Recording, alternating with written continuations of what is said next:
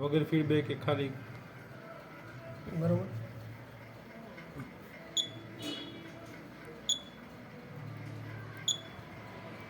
પછી અહીંથી એટલું આમાં બાજુ કરશે, પછી આમાં આગળ પાછળ નાની ઘૂમા કરશે, પછી આને એની બાજુ ઘૂમા કરશે. આનાથી 100નું પ્લસ. બરાબર.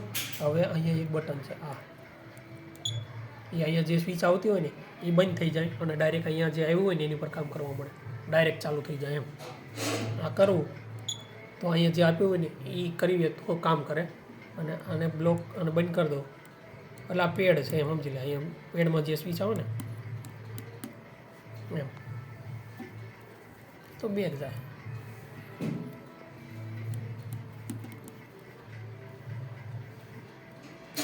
મોડમાં એવું કહી છે.